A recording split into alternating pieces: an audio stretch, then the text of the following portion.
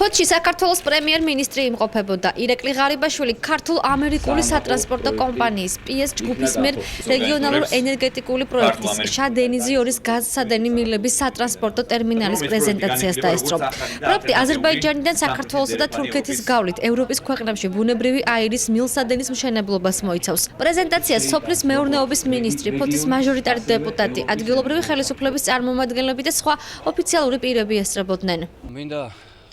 გითხრათ, რომ დღეს ხდება 20 წლის წინ დაწყებული საუკუნის პროექტად წოდებული ბაქო-თბილისი-ჯეიხანის ნავთობსადენის მეორე ეტაპი. ეს არის შახდენიზის გაზსადენის გაყვანა აზერბაიჯანის ტერიტორიიდან საქართველოს და თურქეთის გავლით ევროპის ქვეყნების მიმართულებით.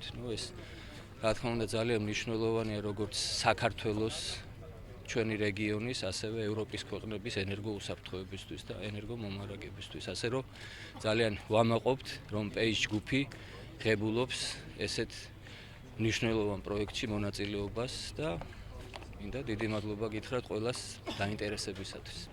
ირაკლი ღარიბაშვილი შეზღუდული პასუხისმგებლობის საზოგადოება აგრიკომის ფოთის მარცვლეულის ტერმინალის გახსნასაც დაესწრო, რომლისთვისაც სოფლის მეურნეობის განვითარების პროექტის ფარგლებში 600,000 ამერიკული დოლარი გამოიყო.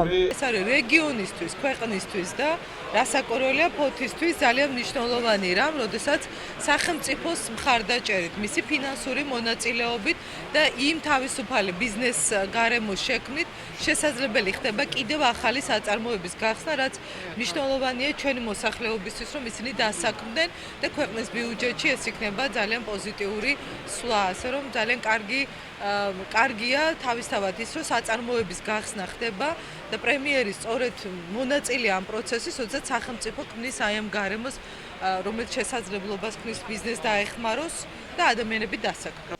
დღეს ბოლოს კი პრემიერ-მინისტრი თევზის გადამამუშავებელ ქარხანა კომპანია გეოფიშ ფაქტორში მივიდა.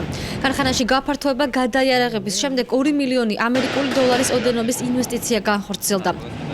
ჩვენ მოვინახულეთ ფოთში ელევატორი, რომელიც საკმაოდ მაღალტექნოლოგიური აპარატურის არის აღჭურვილი და მათაც ასევე ისარგებლეს სოფლის მეურნეობის პროგრამით და ეხლა გახლავართ თევზის გადამამუშავებელ საწარმოში, რომელიც არის 100%-იანი კერძო ინვესტიცია, თუმცა ჩვენ რა თქმა უნდა მაქსიმალურად ვეცდებით დავაინტერესოთ გაფართოებაში, მაღალტექნოლოგიურ განვითარებაში და ჩვენ მზად ვართ, რომ ვითანამშრომლოთ მათ.